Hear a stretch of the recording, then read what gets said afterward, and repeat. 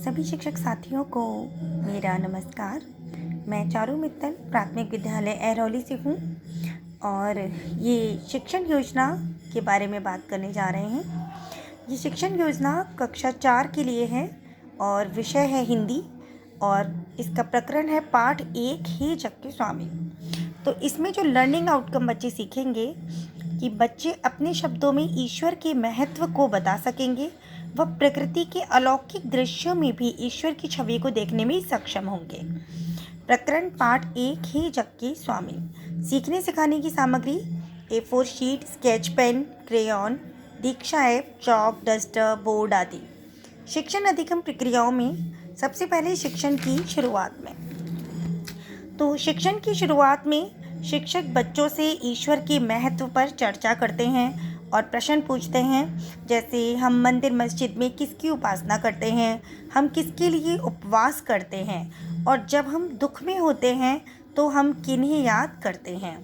इस प्रकार बच्चों से शिक्षक ईश्वर के महत्व पर चर्चा करेंगे।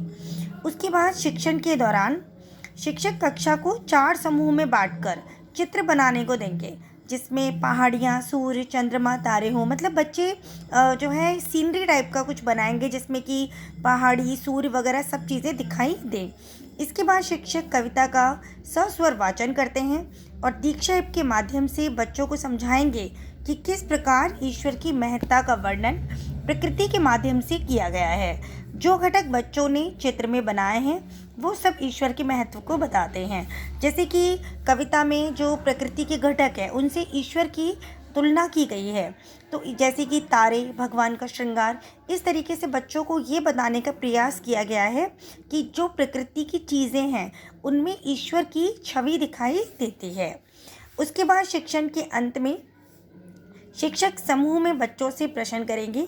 सभी बच्चों के पास अपने अपने बनाए हुए चित्र हैं जिससे संबंधित प्रश्न पूछेंगे, जैसे भगवान के तेज की तुलना किससे की गई है, भगवान के श्रृंगार की तुलना किससे की गई है। उसके बाद बच्चों को गृह कार्य दिया जाएगा। मिलान करो, जैसे कि तेज की तुलना लाल सूर्य मंडल से की गई है।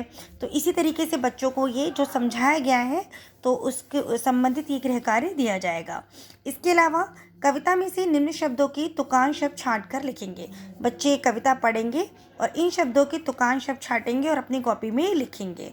फिर बच्चों का जो भी हमने आकलन किया है, जितना बच्चों को समझ में आया है, गतिविधियों, उनके प्रश्न के उत्तर के आधार पर आगामी योजना बनाई जाएगी। धन्यवाद।